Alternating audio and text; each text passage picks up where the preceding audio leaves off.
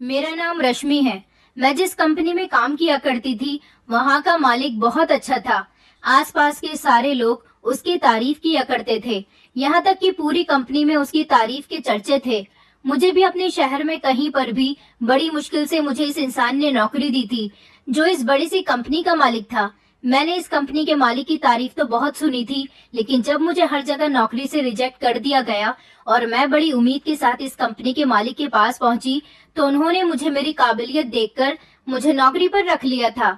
मैं कोई ज्यादा खूबसूरत तो नहीं थी, एक मामूली सी शक्ल वाली लड़की थी, मगर मेरी क्वालिफिकेशन बहुत थी और मैं इंटेलिजेंट भी थी। जब मैं बड़ी उम्मीद के साथ नौकरी करने के लिए गई, तो वहां पर मेरे सामने अपने बॉस की एक ऐसी घिनौनी हकीकत मेरे सामने आई, जिसे देखकर मेरे होश उड़ गए थे। क्योंकि वो आदमी जैसा दिखता था वैसा बिल्कुल भी नहीं था। क्योंकि ऑफिस में ही काम करने वाली एक सफाई कर्मचारी की बेटी ने मुझे उसकी एक ऐसी हकीकत के बारे में बताया था, जिसे सुनकर मेरे होश उड़ गए थे। कभी कभी कुछ लोग जैसे होते हैं वैसे दिखते नहीं हैं। हम भगवान की बनाई गई हर अजीबोगरीब चीज को देखते हैं, मगर ये भूल जाते हैं कि सबसे ज्यादा अजीब तो इंसान ही होता है। आखिर गिरगिट की तरह रंग बदलने वाले भी तो इंसान ही होते हैं। गिरगिट तो सिर्फ एक जानवर है, असल रूप तो इंसान बदलता है, जो दुनिया के सामने कुछ और अपनी अकेली दुनिया में कुछ और होता है। ये बात मुझे इस कंपनी में आने के बाद पता चली थी। दरअसल मैं बहुत ज्यादा पढ़ी लिखी थी। मेरे पिताजी जब जिंदा थे तो उन्होंने मुझे बहुत पढ़ाया था, क्योंकि मैं उनकी सबसे बड़ी बेटी थी, बहुत समझदार थी। मेरे पिताजी बचपन से ही यही कहा करते थे कि मेरे सारे बच्चों में सबसे समझदार मेरी बड़ी बेटी है। जब मेरे पिताजी इस दुनिया में थे तो हमारी जिंदगी बहुत अच्छी गुजर रही थी, क्योंकि उन्होंने अपनी मेहनत से हम लोगों को कभी किसी तरह की कोई कमी महसूस ही नहीं होने दी थी। लेकिन जिस दिन से उनकी मौत हुई थी, हमारे घर पर तो जैसे एक अजीब से हालात सवार हो गए थे। न घर में खाने को कुछ था और न ही घर में कोई खुशी थी। खुशी तो जैसे हमारे घर से कहीं छू ही हो गई थी। पिताजी के मरने के बाद मेरी माँ भी हमेशा बीमार रहने लगी थी। मैं बहुत संस्कारी फैमिली से बिलोंग करती थी। हमारे यहाँ लड़कियों को नौकरी करने की परमिशन नहीं दी जाती थी और न ही उनको ज्यादा पढ़ाया जाता था। उनको अच्छे संस्कार भले ही दिए जाते थे, मगर ये सारे संस्कार उन्हें उनके ससुराल जाने के लिए सिखाए जाते थे। मेरी माँ ने हमारी बहुत अच्छी परवरिश की थी। हमें हमेशा सीधी राह पर चलना सिखाया था, सच बोलना सिखाया था, लोगों की मदद करना सिखाया था।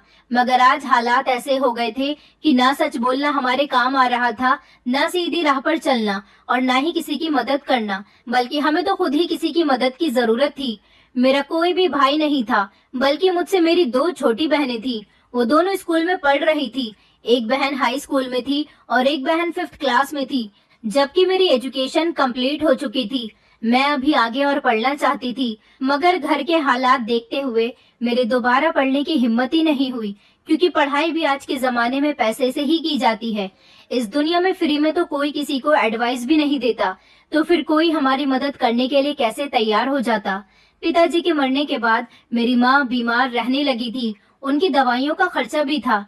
हमारे पास आमदनी का दूसरा कोई रास्ता नहीं था, क्योंकि पिताजी अकेले एक ऐसे इंसान थे जो किसी बड़े मालिक के यहाँ मुंशी की नौकरी किया करते थे, ईमानदारी से पैसा कमाते थे। इसलिए भगवान ने उनकी कमाई में इतनी बरकत दी थी कि उनकी अकेली कमाई में ही हमारे घर के सारे खर्चे आसानी से हो रहे थे। ना किसी का कर्ज था और ना ही हमें किसी के आगे हाथ फैलाने की जरूरत पड़ती थी, क्योंकि ईमानदारी से कमाने वाले इंसान का साथ तो भगवान भी देता है। लेकिन जिस दिन से मेरे पिताजी की मौत हुई थी, हमारे घर में खाने के लाले पड़ने लगे थे। हम एक एक रुपए के लिए तरसने लगे थे। हमारे पास जितने भी जुड़े हुए पैसे थे वो सब भी खत्म हो चुके थे, क्योंकि जुड़े हुए पैसों के साथ सारी जिंदगी नहीं गुजारी जा सकती, सिर्फ कुछ दिन ही कट जाते हैं। मैंने फैसला कर लिया था कि मैं कहीं पर नौकरी करूंगी, लेकिन मेरी माँ मुझे नौकरी पर भेजने के लिए बिल्कुल भी तैयार नहीं थी। उनका कहना था कि हमारे खानदान की लड़कियां नौकरी नहीं करती और हमने तुम्हें इतना पढ़ाया लिखाया है तो नौकरी करने के लिए नहीं, बल्कि तुम्हारी किसी अच्छे परिवार में शादी करने के लिए, ताकि तुम्हें भी तुम जैसा ही पढ़ा लिखा पति मिल सके, जिसकी नौकरी अच्छी हो और तुम्हें सारी जिंदगी खुश रखे। मैंने अपनी माँ से कहा कि अब हमारी मजबूरी है। आपने जितने भी संस्कार हमें सिखाए हैं, उन सारे संस्कारों से अब पेट नहीं भरता। देखिए माँ, आप कितनी बीमार हो रही हैं और बहनों की हालत देखिए, दोनों की पढ़ाई भी रुक गई है। उनकी जब तक फीस नहीं जमा होगी वो स्कूल नहीं जाएंगी, और तो और घर में भी खाने के लिए कुछ नहीं है। मेरी माँ मेरी नौकरी से बहुत ज्यादा परेशान थी, मगर क्या कर सकते थे। हार कर उन्हें भी मुझे नौकरी पर जाने के लिए परमिशन देनी पड़ गई। लेकिन अब प्रॉब्लम ये थी कि मैं नौकरी के लिए जगह जगह धक्के खा रही थी, मगर मुझे कहीं पर भी नौकरी नहीं मिल रही थी। मैं बहुत परेशान थी। मेरी समझ नहीं आ रहा था कि मैं क्या करूं। कभी कभी मन करता था कि अपनी ही जान ले लूं, क्योंकि मैं अपने घर की बड़ी हूं। घर की सारी जिम्मेदारी मुझ पर थी। मेरी दो छोटी बहनें थी। अब मेरी बूढ़ी माँ तो लोगों के घरों में काम करने नहीं जा सकती थी।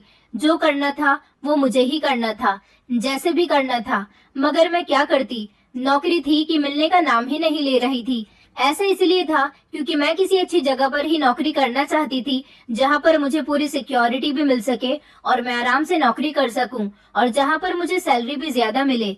ऐसी जगह पर मुझे नौकरी नहीं मिल रही थी, और ऐसी छोटी मोटी जगह पर मैं नौकरी नहीं करना चाहती थी, जहां पर काम करने से लोग मुझ पर और मेरी फैमिली पर उंगली उठाएं। अब मैं नौकरी ढूंढ ढूंढ कर थक गई थी। जब खाली पेट होता है तो इंसान भूख से बिलखता है और सोचता है कि बस कुछ भी करके उसे खाना मिल जाए। यही हाल मेरा भी था, क्योंकि मैं खुद तो भूखी रह सकती थी, मगर अपने परिवार को भूखा नहीं देख सकती थी। भूख की वजह से मेरी दोनों बहनें दिन ब दिन कमजोर होती जा रही थी, और मेरी माँ की तबीयत भी बिगड़ रही थी। अब मैंने हारकर जनरल स्टोर में सेल्स गर्ल्स की नौकरी करनी शुरू कर दी थी। मैं पब्लिक प्लेस जैसी जगह पर कोई काम नहीं करना चाहती थी। ऐसी नौकरियां तो मुझे ना जाने कितनी मिल जानी थी। ये नौकरी मैं बहुत मजबूरी में कर रही थी। मुझे सेल्स गर्ल्स की नौकरी करते हुए काफी दिन गुजर गए थे। घर में थोड़े बहुत पैसे आ जाते थे, जिनसे हमारा गुजारा हो रहा था। एक दिन मुझे मेरी एक फ्रेंड ने कॉल करके मुझे एक कंपनी के बारे में बताया। उसने मुझसे कहा कि तुम वहां पर जॉब कर सकती हो। मैंने उसे बता दिया कि मैंने जॉब की बहुत तलाश की, मगर मुझे जॉब कहीं नहीं मिल रही थी। इसलिए अब मैं सेल्स गर्ल की नौकरी पर लग गई हूँ। मैं अब अपने आप को और ज्यादा परेशान नहीं करना चाहती, क्योंकि मैं समझ गई हूँ कि इस दुनिया में गरीब इंसान का कोई नहीं है। मगर मेरी फ्रेंड बड़े यकीन और भरोसे के साथ कह रही थी कि वहां पर मुझे नौकरी जरूर मिल जाएगी। मैंने उसे समझाने की कोशिश की कि मैंने कई जगह पर नौकरी के लिए ट्राई कर लिया है। जब मुझे वहां नौकरी नहीं मिली तो ये कैसी कंपनी है कि मुझे यहाँ पर आसानी से नौकरी मिल जाएगी। मेरी फ्रेंड ने मुझे बताया कि वहाँ के जो बॉस हैं वो एक बहुत अच्छे इंसान हैं, और तुम तो एक काबिल लड़की हो, तुम्हें वो तुम्हारी काबिलियत देकर नौकरी देंगे। मेरी फ्रेंड कहने लगी, तुम चाहो तो वहाँ पर एक बार ट्राई कर सकती हो। उसकी बात को मद्देनजर रखते हुए मैंने एक बार ट्राई करने के बारे में सोच लिया था। मैंने सोचा कि एक बार ट्राई करने में क्या जाता है। एक दिन के लिए स्टोर से छुट्टी ले लेती हूँ। अगर नौकरी मिल गई तो हमेशा हमेशा के लिए मैं इस जनरल स्टोर से आजाद हो जाऊंगी, और नहीं मिली तो फिर वापस जनरल स्टोर पर ही जो नौकरी कर रही हूँ वही करती रहूंगी, क्योंकि मैं सेल्स गर्ल वाली नौकरी को भी नहीं छोड़ सकती थी जब तक मुझे दूसरी कोई अच्छी नौकरी नहीं मिल जाती। वरना तो मेरे घर का जो थोड़ा बहुत गुजारा हो रहा था वो भी नहीं होता। अगले ही दिन मैंने जनरल स्टोर से छुट्टी ली और मैं अपनी फ्रेंड के बताए गए एड्रेस के मुताबिक उस कंपनी में अपना इंटरव्यू देने के लिए चली गई। मैं वहां पहुंची तो देखा कि ये तो एक बहुत बड़ी कंपनी थी। इस कंपनी के बॉस का नाम शहर के मशहूर बिजनेसमैन लोगों की लिस्ट में आता था। मुझे पूरी उम्मीद थी कि मुझे यहाँ पर नौकरी नहीं मिलेगी, मगर मैं अपना लक आजमाने के लिए यहाँ पर आई थी। मैं जैसे ही ऑफिस के अंदर गई तो मुझे बाहर ही इंतजार करने के लिए कहा गया, और कहा गया कि जब थोड़ी देर में बॉस आ जाएंगे तो इंटरव्यू शुरू होगा। वहां पर पहले से ही काफी लड़के और लड़कियां नौकरी के लिए आए हुए थे। उन सबको देखकर मैं बहुत नर्वस फील कर रही थी, क्योंकि उन सब ने मॉडर्न कपड़े पहने हुए थे। मैं एक मामूली सी शक्ल की लड़की थी और मैंने मामूली से ही कपड़े पहने हुए थे। आधे घंटे के बाद जब बॉस आए तो इंटरव्यू शुरू हो चुका था। जल्दी जल्दी सब लोगों का इंटरव्यू हुआ और फिर मेरा भी नंबर आ गया था। मैं जैसे ही ऑफिस के अंदर गई तो सामने की कुर्सी पर लगभग 35 साल का एक आदमी बैठा हुआ था, जो कि बहुत ज्यादा स्मार्ट था। मैंने उनको अपने सारे डॉक्यूमेंट्स दिखा दिए थे।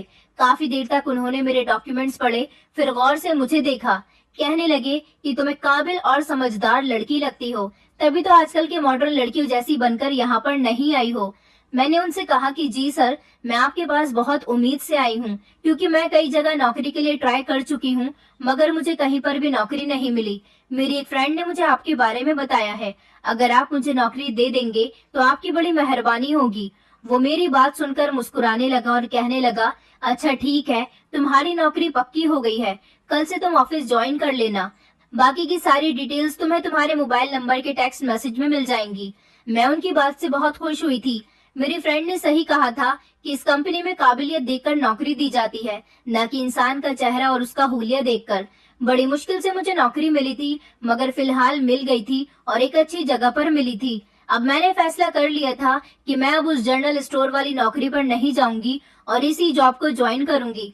मैं जब घर आई तो मैंने ये खबर अपनी फैमिली को सुनाई। मेरी माँ और बहनें ये खबर सुनकर बहुत खुश हो गई थी, जबकि मैं खुद भी बहुत खुश थी, क्योंकि मैं ऐसी ही नौकरी डिजर्व करती थी।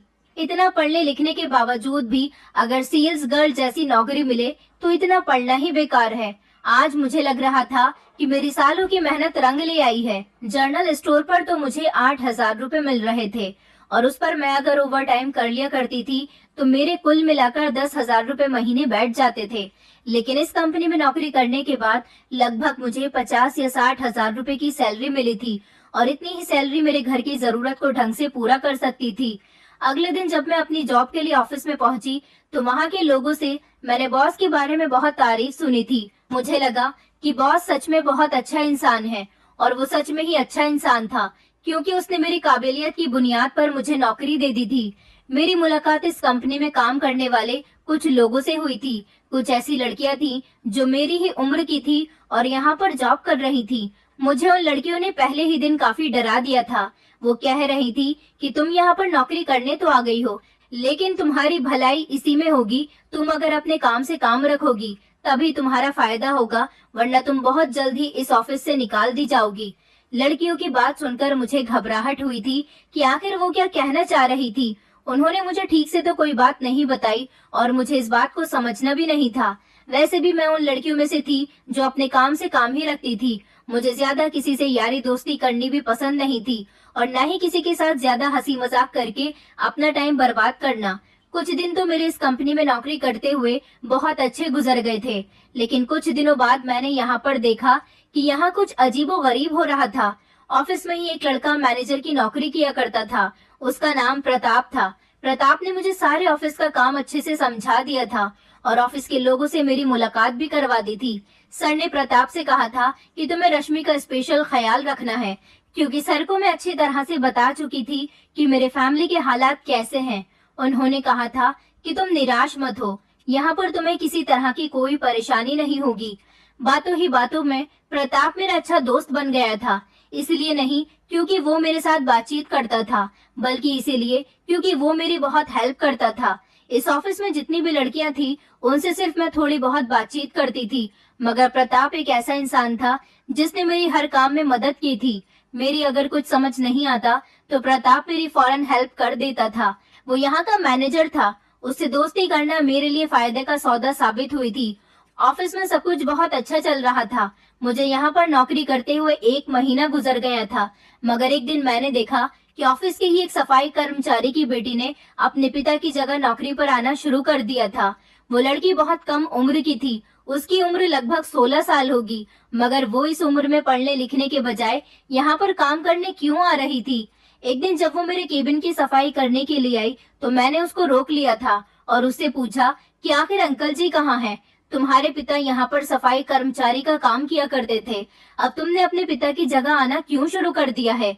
तो वो लड़की कहने लगी कि मैडम जी, मेरे पिताजी की तबीयत ठीक नहीं है, वो काफी दिनों से बीमार हैं, घर में खाने पीने के लिए कुछ भी नहीं था, पैसों की बहुत जरूरत पड़ रही थी। अब इस तरह से खाली बैठकर तो पैसे नहीं कमाए जाते, इसीलिए मैंने फैसला किया कि मैं अपने पिता की जगह यहाँ पर साफ सफाई का काम कर लिया करूंगी। मैंने कहा, मगर तुम काम करने के लिए अभी बहुत छोटी हो, तुम्हें पढ़ाई करनी चाहिए। तो वो मेरी बात पर मुस्कुराई और कहने लगी, मैडम जी, आप कैसी बातें कर रही हो? गरीबों के पास तो खाने के लिए पैसे नहीं होते और आप पढ़ाई की बात कर रही हो। ये बात कहकर उसने अपना काम शुरू कर दिया, मगर मैं क्या कर सकती थी? वो मेरे केबिन की सफाई लगाने के बाद वहां से चली गई थी। एक तरह से उस लड़की ने बिल्कुल ठीक कहा था। जैसे मैं मजबूरी में सेल्स गर्ल का काम कर रही थी, मैं भी तो गरीब थी, मुझे भी तो कहीं पर नौकरी नहीं मिल रही थी। ऐसे ही इस बेचारी की भी कंडीशन हो सकती है। उसके बारे में ये सब सोचकर मैंने उसे इग्नोर कर दिया था।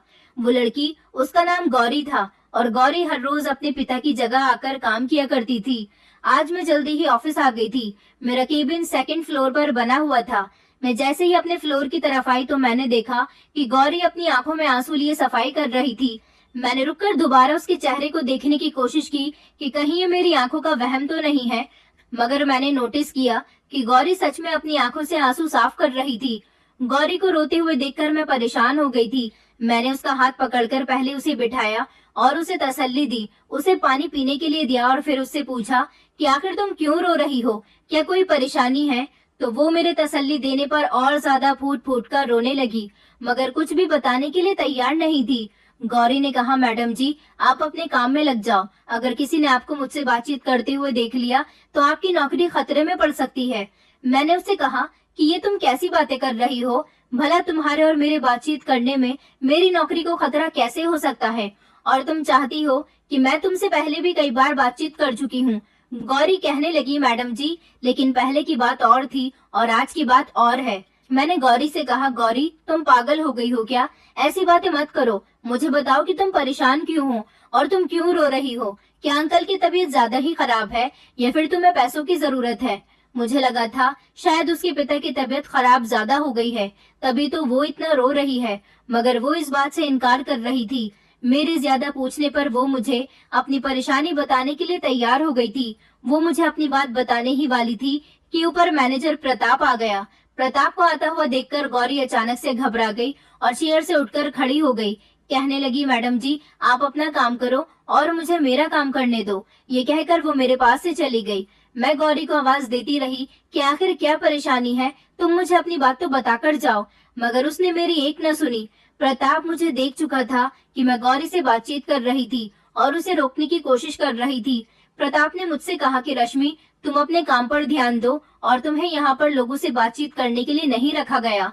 देखो, तुम इस मामले से दूर रहो। मैं प्रताप की बात कुछ समझी नहीं थी कि वो किस मामले से दूर रहने की बात कर रहा था।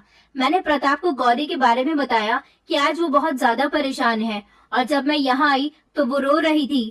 प्रताप कहने लगा कि कोई बात नहीं रश्मि, बस तुम अपने काम से काम रखो। तुम्हें दूसरों के मामलात में ज्यादा दखलंदाजी करने की जरूरत नहीं है। यहाँ पर तुम्हें नौकरी मिली है, तुम बहुत भाग्यशाली लड़की हो, मगर तुम कोई ऐसा काम मत करो जिसकी वजह से तुम्हारी नौकरी खतरे में पड़ जाए। प्रताप मुझे ये सब बताकर वहाँ से जा चुका था। पता नहीं किसी से बात करने पर, किसी से किसी की प्रॉब्लम पूछने पर मेरी नौकरी को भला खतरा कैसे हो सकता था? ना गौरी और ना ही प्रताप, इन दोनों में से किसी की भी बात मेरी कुछ समझ नहीं आई थी। मैं अपने काम में बिजी हो गई थी, मगर आज मैंने सारा दिन नोटिस किया था कि गौरी बहुत ज्यादा परेशान है, खामोश खामोश सी है, किसी से बात भी नहीं कर रही। आज मेरे केबिन में काम थोड़ा ज्यादा था, इसीलिए मैंने सोचा था कि आज मैं सारी ही फाइल्स निपटाने के बाद ऑफिस से जाऊंगी। वैसे तो ऑफिस की ड्यूटी 5 बजे ही ऑफ हो जाती है, लेकिन आज मैंने सोचा था कि मैं अपना सारा काम निपटा लूंगी, इसलिए मुझे लगभग शाम के 6 या 7 बज जाने थे। मुझे इस बात से कोई प्रॉब्लम नहीं थी, क्योंकि मेरी मम्मी को आज मैं बताकर आई थी कि मुझे घर आने में देर भी हो सकती है। जब शाम के 5 बजे तो ऑफिस के सारे लोग जा चुके थे। कुछ सफाई कर्मचारी और स्टाफ के 2-3 लोग ही ऑफिस में बचते थे। सफाई कर्मचारी तो सारी सफाई करने के बाद ही जाते थे, जिनमें से एक गौरी भी थी। आज प्रताप भी अपने घर नहीं गया था। प्रताप मेरे केबिन में आया और मुझसे पूछने लगा, मिस रश्मि, आप अपने घर नहीं गई? मैंने कहा कि नहीं, वो मेरे पास काम थोड़ा ज्यादा था, तो मैंने सोचा कि आज मैं अपना सारा काम निपटाने के बाद ही घर जाऊंगी। तो वो कहने लगा कि ये तो अच्छी बात है, आप बहुत मेहनत और लगन के साथ काम कर रही हो, सर को आपका काम बहुत पसंद आ रहा है। प्रताप मेरे ही केबिन में मुझसे बातचीत करने के लिए मेरे पास बैठ गया था। आज प्रताप की बातचीत करने का एक अलग ही अंदाज था। वैसे तो मन ही मन मैं भी उसको पसंद करने लगी थी। मुझे उससे बातचीत करना, उसको देखना बहुत अच्छा लगता था, क्योंकि वो एक ईमानदार इंसान था और बहुत अच्छा था। हमेशा मेरी मदद किया करता था। मेरा उस पर दिल आने लगा था। आज बातों ही बातों में प्रताप ने मुझसे अपने दिल का हाल बयां कर दिया था। मैं शर्मा गई थी, मगर मैंने उसे कोई जवाब नहीं दिया था। उसने मुझसे कहा था कि वो मेरे लिए बहुत सीरियस है और मेरे जवाब का इंतजार करेगा। ये कहकर वो मेरे केबिन से चला गया था। शाम के 7 बजे मैं अपने काम से फ्री हुई थी। जैसे ही लिफ्ट से उतरकर बेसमेंट की तरफ आई थी, तो ये देखकर हैरान रह गई थी कि बॉस भी अपने घर जा रहे थे और उनकी गाड़ी में प्रताप के साथ साथ गौरी भी उनके साथ जा रही थी। प्रताप का तो समझ आता है कि वो बॉस का मैनेजर है, मगर गौरी को ये लोग अपने साथ कहाँ और क्यों लेकर जा रहे थे? मुझे लगा कि हो सकता है गौरी को बॉस के घर पर काम करना हो, इसलिए वो उसे अपने साथ ही अपने घर ले जा रहे हों। मैं इस बात को इग्नोर करती हुई अपने घर जाने के लिए निकल गई थी। अगले दिन मैंने देखा कि गौरी बहुत खामोश खामोश सी थी। मैंने ऑफिस आते ही गौरी से पूछा था कि आज तुम ठीक हो, आज तो तुम्हें कोई परेशानी नहीं है। वो मेरे इस सवाल पर अचानक घबरा गई थी और इधर उधर देखने लगी कि कहीं हमें कोई देख तो नहीं रहा। गौरी ने मुझे कोई जवाब नहीं दिया और वो वहां से चली गई थी। गौरी इन दिनों बहुत ज्यादा अजीब अजीब हरकतें करने लगी थी। वो पहले मुझसे थोड़ी बहुत बातचीत कर लेती थी, मगर अब तो उसने मुझसे क्या, किसी से भी बात करना बंद कर दिया था। वो ऑफिस में किसी से कोई बात नहीं करती थी और सिर्फ सर झुकाकर अपना काम करती रहती थी। लेकिन मैंने नोटिस किया था कि गौरी प्रताप को देखकर बहुत घबरा जाती थी। प्रताप के आ जाने से उसके चेहरे पर अचानक पसीना आने लगता था। वो ऐसा क्यों करती थी, ये बात मेरी कभी समझ नहीं आई थी। प्रताप और मेरी एक दूसरे के साथ फोन पर धीरे धीरे बातचीत शुरू हो गई थी। प्रताप मुझसे मेरा जवाब मांग रहा था तो मैंने उसको हाँ में जवाब दिया था। मेरा मतलब था कि मैं भी उससे प्यार करती हूँ और उसके लिए सीरियस हूँ। मेरी बात पर प्रताप बहुत खुश हो गया था। प्रताप एक अच्छी फैमिली से बिलोंग करता था और फिर हमारी ही कंपनी में मैनेजर की नौकरी करता था, तो उसकी सैलरी बहुत ज्यादा थी। मुझे यकीन था कि मेरी शादी प्रताप से आसानी से हो जाएगी। कई दिन इसी तरह से गुजर गए थे। गौरी की कंडीशन अभी भी वैसे की वैसी ही थी। वो हमेशा डरी सहमी सी रहती थी और दिन ब दिन कमजोर होती जा रही थी। आज फिर मेरे पास बहुत काम था, इसलिए मैंने सोचा था कि मैं आज भी घर लेट ही जाऊंगी। आज मुझे अपने काम से फ्री होते होते 6:30 बज गए थे। मैं जैसे ही ग्राउंड फ्लोर की तरफ गई तो प्रताप गौरी का हाथ पकड़कर उसे कहीं लेकर जा रहा था। आज प्रताप को नहीं पता था कि मैं ऑफिस में ही हूँ, क्योंकि वो कहीं पर गया हुआ था और आज मेरी उसे ज्यादा बात भी नहीं हुई थी। पता नहीं वो ऑफिस में किस टाइम आया था। बॉस तो गाड़ी में बैठ चुके थे, मगर प्रताप अभी गौरी का हाथ पकड़कर उसे लेकर जा रहा था। मैंने दूर से ही प्रताप को आवाज लगाई तो वो मेरी आवाज सुनकर रुक गया था। मैंने जब गौरी के चेहरे की तरफ देखा तो उसकी आंखों से आंसू बह रहे थे। उसकी आंखों में आंसू देखकर मुझे कुछ गड़बड़ का एहसास हुआ था। मैंने प्रताप से कहा कि तुम गौरी को कहाँ लेकर जा रहे हो, तो प्रताप कहने लगा कि कहीं नहीं, और तुम अभी तक घर नहीं गई हो। मैं बोली कि हाँ, बस जा ही रही हूँ, लेकिन ये गौरी इतना क्यों रो रही है। मैंने गौरी की तरफ देखते हुए कहा कि गौरी, क्या हुआ है तुम्हें। प्रताप की नजर बार बार कार की तरफ थी, क्योंकि कार के अंदर बॉस बैठे हुए थे। प्रताप ने जल्दी से गौरी का हाथ पकड़ा और कहने लगा कि रश्मि, तुम घर जाओ, मैं तुमसे बाद में बात करूंगा। मैंने झट से गौरी का हाथ पकड़ लिया और कहा कि तुम पहले मुझे ये बताओ कि तुम गौरी को कहाँ लेकर जा रहे हो। मैंने कुछ दिन पहले भी देखा था कि तुम गौरी का हाथ पकड़कर उसे बॉस के साथ कहीं लेकर जा रहे थे, और ये गौरी रो क्यों रही है। अगर ये बॉस के साथ जा रही है तो इसकी कंडीशन ऐसी क्यों हो रही है। प्रताप कहने लगा कि रश्मि, तुम अपने काम से काम रखो। मैंने तुमसे कहा था ना कि मैं तुमसे बाद में बात करता हूँ, अभी हमें जाने दो। गौरी मुझे तरस भरी नजरों से देख रही थी। प्रताप गौरी का हाथ पकड़कर उसे आगे लेकर बढ़ चुका था। गौरी ने मुझे पलटकर देखा और वो रोते हुए इशारे से कहने लगी कि मैडम जी, मुझे बचा लो। मैं भागती हुई गाड़ी की तरफ गई। इतनी देर में वो दोनों गाड़ी के अंदर बैठ गए और गाड़ी आगे चल पड़ी थी। मैं बहुत ज्यादा परेशान थी। मुझे गौरी की फिक्र हो रही थी कि आखिर गौरी इतनी ज्यादा डरी हुई और रोई रोई क्यों थी। मैं गहरी सोच में जा चुकी थी। मेरी माँ और बहनों ने जब मुझे इतना परेशान देखा तो वो लोग भी मुझसे सवाल करने लगी कि आज तुम्हें क्या हो गया है, आज तुम इतनी खामोश खामोश क्यों हो, ऐसा लग रहा है कि तुम कहीं खोई हुई हो। मैंने अपने घर पर ऑफिस के बारे में कुछ भी नहीं बताया था, बस कह दिया था कि बस मुझे काम का थोड़ा स्ट्रेस है। रात को भी मुझे इसी बेचैनी में नींद नहीं आ रही थी, क्योंकि मेरी आंखों के सामने बार बार गौरी का रोता हुआ चेहरा नजर आ रहा था। मैंने प्रताप की कॉल का इंतजार रात के 2 बजे तक किया, मगर प्रताप ने मुझे कॉल नहीं की थी। फिर हार कर मैंने खुद ही प्रताप का नंबर ट्राई किया था। उसका नंबर स्विच ऑफ जा रहा था। अगले दिन जब मैं ऑफिस गई तो मैंने फैसला कर लिया था कि आज मैं गौरी से बात करके ही रहूंगी। गौरी दूसरे नंबर पर मेरे केबिन की सफाई करने आई थी। आज मुझे उसका अपने केबिन में सफाई करने आने का इंतजार था। मैं जल्दी ऑफिस चली गई थी ताकि बॉस के और प्रताप के आने से पहले ही गौरी से बात कर सकूं। जब गौरी आई तो वो बहुत ज्यादा डरी हुई थी और मुझसे बचने की कोशिश कर रही थी। मैंने गौरी से कहा कि आज तो तुम्हें मुझे पूरी बात बतानी ही पड़ेगी। आखिर तुम क्यों परेशान हो। देखो, मैं कोई बुरी इंसान नहीं हूँ, मैं भी तुम्हारी तरह एक लड़की हूँ। अगर तुम परेशान हो तो शायद मैं तुम्हारी परेशानी का हल निकाल सकती हूँ। गौरी झट से मेरे गले लग गई और फूट फूट कर रोने लगी। कहने लगी, मैडम जी, मेरे साथ बहुत गलत हो रहा है। मेरी इज्जत के साथ खिलवाड़ किया जा रहा है और मेरी इज्जत के साथ खेलने वाला इंसान कोई और नहीं बल्कि इस ऑफिस का। ये कहकर गौरी खामोश हो गई थी, लेकिन उसकी इस खामोशी पर मुझे एक जोरदार झटका लगा था। मेरी आंखों में भी आंसू आ गए थे। मैंने कांपते हुए शब्दों से गौरी से कहा, क्या तुम्हारी इज्जत के साथ खिलवाड़ प्रताप कर रहा है? क्योंकि मैंने कई बार गौरी को प्रताप से डरते हुए भी देखा था और उसका हाथ पकड़कर उसे ले जाते हुए भी देखा था। पहले तो मुझे गौरी की बात पर विश्वास नहीं हो रहा था।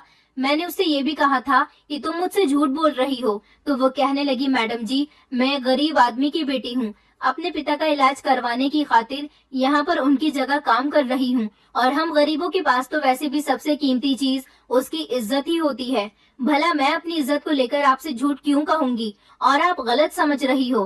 प्रताप साहब ने मेरे साथ ये सब नहीं किया, बल्कि मेरे साथ तो बड़े साहब ने किया है। गौरी का बड़े साहब से मतलब बॉस से था। मैं उसकी बात सुनकर चौंक गई। मैंने कहा, तुम सच कह रही हो कि बॉस तुम्हारी इज्जत के साथ खेल रहे हैं? आखिर कैसे? मुझे कुछ समझ नहीं आ रहा। तुम मुझे डिटेल से बताओ। तो उसने मुझे अपनी बात बतानी शुरू की। उसने मुझे बताया कि मैडम जी, पिछले एक हफ्ते से हर रोज बड़े साहब मुझे अपने साथ अपने घर लेकर जाते हैं और वहाँ पर मुझे लाल जोड़ा पहनाकर दुल्हन बनाया जाता है। मेरा मेकअप भी किया जाता है और फिर बड़े साहब मेरे साथ गलत काम करते हैं। मैंने कहा, लेकिन तुम जाती तो प्रताप के साथ हो। तो वो कहने लगी, बड़े साहब का चमचा है प्रताप, वो मुझे यहाँ से अपने साथ लेकर जाता है। उसने कभी मेरे साथ कुछ गलत नहीं किया, लेकिन वो अपने बॉस के साथ मिला हुआ है, उसको सब कुछ पता है। मेरे पिताजी ने बड़े साहब से कर्जा लिया हुआ है। प्रताप मुझे धमकाता है कि अगर मैंने बॉस के साथ रात नहीं गुजारी तो उसे कर्जे के दिए हुए सारे पैसे हमसे चाहिए, मगर हमारे पास तो पैसे ही नहीं है। मैं कहाँ से लाकर दूं उन्हें पैसे? बस वो लोग मुझे कई दिनों से ब्लैकमेल कर रहे हैं और इस तरह मेरी इज्जत के साथ हर रोज खिलवाड़ हो रहा है। ये लोग मुझे यहाँ से तब लेकर जाते हैं जब ऑफिस के सारे लोग अपने अपने घर को वापस चले जाते हैं, ताकि किसी को हम पर शक न हो। मैडम जी, मैं बड़ी तकलीफ से गुजर रही हूँ। मैं आपके सामने हाथ जोड़ती हूँ कि प्लीज मुझे बचा लो। मैंने कहा, तुम इतने दिनों से ये सब कुछ बर्दाश्त कर रही हो, तुमने ये सब मुझे पहले क्यों नहीं बताया?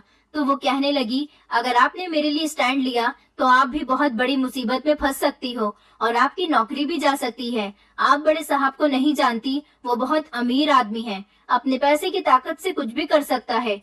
गौरी कहने लगी, मुझे तो हर रोज बड़े साहब की दुल्हन बनाकर उनके कमरे में भेज दिया जाता है, मगर आज मेरी तबीयत बिल्कुल ठीक नहीं है। मैडम जी, मैं आपके सामने हाथ जोड़ती हूँ, प्लीज मुझे बचा लो। गौरी की बात सुनकर तो मैं भी परेशान हो गई थी, मगर मुझे घिन महसूस हो रही थी अपने बॉस से, जो इतना घटिया इंसान था। सब लोग तो उसकी तारीफ करते थे, मगर आज जब उसकी सच्चाई मुझे पता चली तो मुझे इस इंसान से नफरत महसूस होने लगी थी कि एक इंसान एक गरीब लड़की की मजबूरी का फायदा उठाकर उसकी इज्जत के साथ खेल रहा था। और सबसे ज्यादा गुस्सा तो मुझे प्रताप पर आ रहा था, जो अपने बॉस का साथ दे रहा था।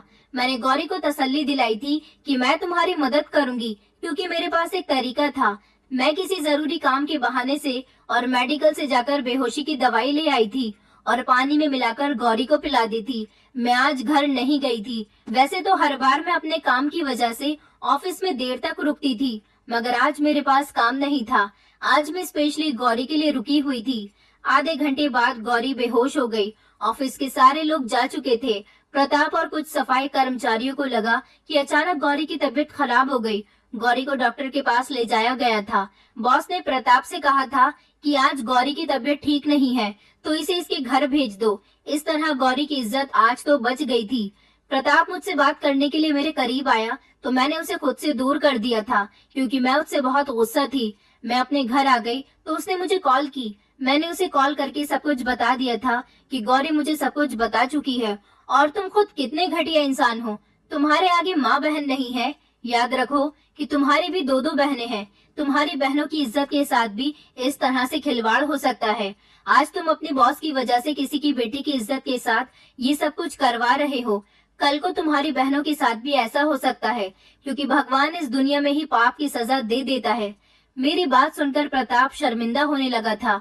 उसने मुझसे कहा कि रश्मि, मैं तुमसे यही कहूंगा कि तुम इस बात से दूर रहो। तुम्हारी नौकरी खतरे में पड़ सकती है। अगर बॉस को पता चल गया कि तुम उनकी हकीकत जान गई हो तो वो तुम्हें नौकरी से निकाल देंगे। मैं प्रताप को बता चुकी थी कि आज मैंने ही गौरी को नशे की दवाई दी थी, जिसकी वजह से वो बेहोश हो गई थी। प्रताप कहने लगा कि रश्मि, आज तुमने उसकी मदद कर ली है, उसको बचा लिया, लेकिन आगे तुम उसकी किस तरह से मदद करोगी? आगे तुम कुछ नहीं कर सकती। अगर तुमने कुछ भी करने की कोशिश की तो तुम इस नौकरी से हाथ धो बैठोगी। और तुम याद करो कि तुम्हें ये नौकरी कितनी मुश्किल से मिली है। प्रताप कह तो बिल्कुल ठीक रहा था। मैं आखिर गौरी की मदद कब तक कर सकती थी, मगर मैंने प्रताप से कह दिया था कि मैं तुम्हारे साथ अब कोई रिश्ता नहीं रखना चाहती। हम दोनों के बीच जो कुछ भी था उसे भूल जाओ। प्रताप मुझसे माफी मांगने की कोशिश कर रहा था, मुझे कुछ बताना चाहता था, मगर मैंने उसकी बात नहीं सुनी और मैंने कॉल कट कर दी थी और फिर अपना नंबर स्विच ऑफ करके मैं सो गई थी। अगले दिन जब मैं ऑफिस में गई तो प्रताप मेरे केबिन में आ गया था और मुझसे बात करने की कोशिश करने लगा। मैं उससे कोई बात नहीं करना चाहती थी, लेकिन उसने फिर मुझे एक ऐसी बात बताई जिसने मेरे होश उड़ा दिए थे। मैंने प्रताप से कहा था कि तुम भी घटिया इंसान हो और तुम्हारा बॉस भी। मैं सिर्फ मजबूरी की वजह से इस ऑफिस में नौकरी कर रही हूँ। अगर मुझे पहले ही तुम्हारे बॉस की हकीकत पता चल जाती तो मैं कभी यहाँ पर नौकरी करने के लिए नहीं आती। मगर अब क्या कर सकती हूँ, मैं यहाँ से नौकरी छोड़कर जा भी नहीं सकती क्योंकि मुझे कहीं और नौकरी नहीं मिलेगी। प्रताप कहने लगा कि प्लीज रश्मि, एक बार मेरी बात तो सुन लो, उसके बाद जो तुम्हारा फैसला होगा मैं मान लूंगा। प्रताप ने मुझे बताया कि बॉस उसके सगे चाचा जी हैं। प्रताप के पिता तो इस दुनिया में नहीं है, मगर उसके चाचा ने उसकी फैमिली को सहारा दिया, प्रताप को अपनी कंपनी का मैनेजर बना दिया। उसने बताया कि बॉस की पत्नी की तबीयत पिछले 5 साल से खराब है। बॉस ने हर शहर हर कंट्री में अपनी पत्नी का इलाज करवा लिया, मगर उनकी पत्नी को एक ऐसी बीमारी है जिसका इलाज पूरी दुनिया में कहीं भी नहीं है। बॉस अपनी पत्नी से बहुत प्यार करते हैं, वो अपनी पत्नी को तकलीफ में नहीं देख सकते। वो एक पढ़े लिखे इंसान है, इसलिए जादू टोना तांत्रिक वेद ऐसे लोगों की बातों पर यकीन नहीं करते। मगर कहते हैं ना कि इंसान जब हद से ज्यादा मजबूर हो जाता है तो गलत कदम उठाने का फैसला कर लेता है। ऐसा ही कुछ उसके चाचा ने भी किया था। किसी ने उनको एक तांत्रिक बाबा के बारे में बताया था। वो उनके पास जाना तो नहीं चाहते थे, मगर अपनी पत्नी को बचाने की खातिर वो तांत्रिक बाबा के पास चले गए थे। तांत्रिक बाबा ने उन्हें बताया था कि तुम्हें पूरे 1 महीने तक किसी 15 या 16 साल की लड़की को हर रात लाल जोड़ा पहनाकर उसको दुल्हन की तरह तैयार करके उसके साथ रात गुजारनी है। ऐसा करने से तुम्हारी पत्नी बिल्कुल ठीक हो जाएगी। तुम्हारी पत्नी का इलाज यही है। बॉस ने कभी अपनी पत्नी के साथ बेवफाई नहीं की थी और वो किसी दूसरी औरत की तरफ नजर उठाकर भी नहीं देखना चाहते थे। तुमने उनकी तारीफ की चर्चे बिल्कुल ठीक सुने, मगर वो ये गलत काम करने पर मजबूर है। मेरे चाचा जी एक शरीफ इंसान हैं। वो किसी की बेटी को किडनैप भी नहीं कर सकते थे और किसी ऐसी गलत लड़की को भी अपने पास उठाकर नहीं ला सकते थे। उन्हें जब दीनदयाल की बेटी के बारे में पता चला कि वो अपने पिता की जगह यहाँ पर नौकरी करने आने लगी है और 16 साल की जवान लड़की है, तो उनको जिस लड़की की तलाश थी वो उन्हें गौरी के रूप में मिल गई। बॉस ने कई साल पहले दीनदयाल को कर्जा दिया था, जिसको उन्होंने वापस उससे कभी मांगा ही नहीं था, मगर अब वो उनकी बेटी को इस्तेमाल करना चाहते थे, इसीलिए उन्होंने उसे ब्लैकमेल किया ताकि वो उनका कहना मानने पर मजबूर हो जाए। और उसे ये भी बता दिया गया था कि अगर तुमने किसी को ये सब बताने की कोशिश की तो तुम्हारे पिता को मार दिया जाएगा। बस ये सब कुछ बहुत बड़ी मजबूरी की वजह से वो कर रहे हैं। अगर तुम्हें यकीन नहीं आता तो मैं तुम्हें अपनी चाची से मिलवाने के लिए लेकर चलता हूँ। तुम उनकी हालत देखोगी तो तुम्हारी आंखों में आंसू आ जाएंगे। प्रताप की बातों पर मुझे यकीन तो आ गया था, मगर मैंने प्रताप को समझाने की कोशिश की कि वो बाबा तुम लोगों को पागल बना रहा है। जिंदगी और मौत तो भगवान के हाथ में है। हम इंसान भगवान के आगे हाथ फैलाने के बजाय इंसान की बातों में आकर गलत काम करने पर मजबूर हो जाते हैं, लेकिन ऊपर वाले पर कभी भरोसा नहीं करते। अगर तुम्हारी चाची के भाग्य में मौत लिखी हुई है तो उन्हें मिलकर ही रहेगी, और अगर उनके भाग्य में जिंदगी लिखी हुई है तो वो किसी भी हाल में बच जाएंगी। बॉस ने उस बाबा की बातों में आकर एक लड़की की जिंदगी बर्बाद कर दी। गौरी तो पहले ही एक गरीब पिता की बेटी है। अब तुम खुद बताओ कि उसकी शादी कहीं और कैसे होगी। जितने गलत बॉस हैं उतने ही गलत तुम भी हो प्रताप, क्योंकि तुम दोनों की बराबर की गलती है। पाप में हिस्सा डालने वाला इंसान भी पापी ही कहलाता है। माफ करना, मैं तुमसे कोई संबंध नहीं रखना चाहती। ये कहकर मैं अपने काम में बिजी हो गई थी और प्रताप खामोश होकर मेरे केबिन से निकल गया था। गौरी के साथ अभी भी वही सब कुछ हो रहा था। मैं चाहकर भी गौरी को नहीं बचा सकती थी, क्योंकि मुझे ये नौकरी बड़ी मुश्किल से मिली थी। मैं अपने घर में दोबारा से परेशानी आते हुए नहीं देख सकती थी, क्योंकि बड़ी मुश्किल से मेरे घर के हालात यहाँ पर नौकरी करने से बदल गए थे। कुछ दिन इसी तरह से गुजर गए। गौरी बेचारी दिन ब दिन कमजोर होती जा रही थी। प्रताप से मैंने पूरी तरह से बात करना छोड़ दिया था। वो भी मुझसे कोई बात नहीं करता था। बॉस कभी कभी हम लोगों को मीटिंग के लिए बुलाते तो मैं बॉस को नजर उठाकर भी नहीं देखती थी, क्योंकि मुझे उस इंसान से नफरत होने लगी थी। भले ही वो मजबूरी में गौरी के साथ गलत कर रहे थे, मगर वो गलत तो कर रहे थे। गलती गलती ही होती है, जानबूझकर की जाए या फिर किसी मजबूरी की वजह से। अब मैंने गौरी से भी बात करना छोड़ दिया था और वो खुद भी मुझसे कोई बात नहीं करती थी। अब मुझसे वो दूर दूर रहती थी और खामोश खामोशी रहती थी। कुछ दिन और गुजरे थे कि अचानक ऑफिस में खलबली सी मच गई। पता चला कि बॉस की पत्नी की मौत हो गई है। हमारे ऑफिस का पूरा ही स्टाफ बॉस के घर उनकी पत्नी के अंतिम संस्कार में गया था, जिसमें मैं भी गई थी। वहां पर मैंने बॉस को उनकी पत्नी की अर्थी के आगे बिलख बिलख कर रोते हुए देखा था। वो जो बाबा पर यकीन करके किसी मासूम लड़की की इज्जत के साथ खेल रहे थे, वो बाबा उनकी पत्नी को नहीं बचा पाया। उनकी पत्नी के भाग्य में सिर्फ इतनी ही जिंदगी लिखी हुई थी, जो कि पूरी हो गई और वो इस दुनिया को छोड़कर चली गई। कई हफ्तों तक बॉस ऑफिस नहीं आए थे। गौरी ने भी ऑफिस आना छोड़ दिया था। अब ना तो उसके पिता आते थे और न ही गौरी। ऑफिस में एक अजीब सा माहौल क्रिएट था। एक दिन बॉस ने मुझे अपने केबिन में बुलाया। मैं जाना तो नहीं चाहती थी, मगर बॉस का कहना मानना मेरे लिए बहुत जरूरी था। मैं जैसे ही उनके केबिन में गई तो ये देखकर हैरान रह गई कि वहां पर पहले से ही प्रताप भी मौजूद था। बॉस बहुत ज्यादा अफसोस में थे। उनकी आंखों में आंसू साफ नजर आ रहे थे। वो शर्मिंदा भी लग रहे थे। उन्होंने मुझसे कहा, रश्मि, मैं प्रताप की तरफ से तुमसे माफी मांगना चाहता हूँ, क्योंकि उसकी कोई गलती नहीं थी। वो मेरे कहने पर ही मेरा साथ दे रहा था, इसलिए इसने मुझे तुम्हारे बारे में सब कुछ बता दिया है। और मुझे ये भी पता है कि तुम्हें गौरी के बारे में भी सब कुछ पता है।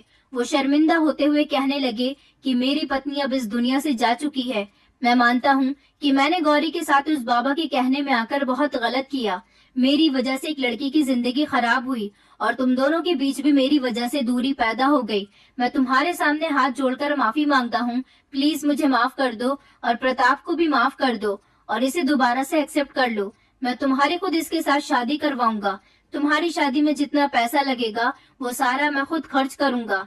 मैंने कहा, सर, आपकी गलती बहुत बड़ी थी। मुझे आपकी पत्नी के जाने का बहुत अफसोस है, मगर आपको माफी मुझसे नहीं बल्कि गौरी से मांगनी चाहिए। तो बॉस ने कहा कि मैं गौरी से माफी मांग चुका हूँ, बल्कि मैं उसके पिता के पास अपना रिश्ता लेकर गया था। मैं गौरी से शादी करना चाहता हूँ। मैंने उसकी जिंदगी बर्बाद की थी, तो मैं उसको अपने घर की मालकिन बनाना चाहता हूँ। मेरी पत्नी इस दुनिया में नहीं रही, लेकिन इसके साथ मैंने अपनी पत्नी की वजह से गलत किया था।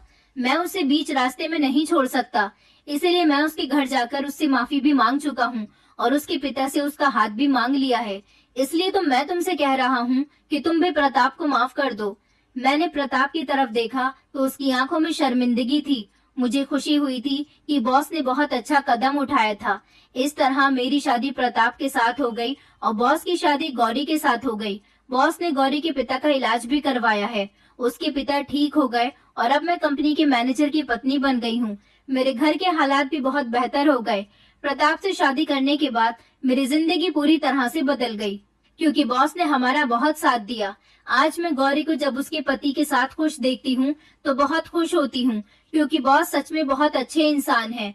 मगर मैं आप लोगों से रिक्वेस्ट करना चाहती हूँ कि ऐसे झूठे लोगों से दूर रहिए जो आपको पाप करने पर मजबूर करते हैं, जैसे बाबा जो आपको गलत सलत तरीके बताते हैं, जिसकी वजह से आप पाप करने पर मजबूर हो जाते हैं। दोस्तों, उम्मीद करती हूँ आपको हमारी कहानी पसंद आई होगी।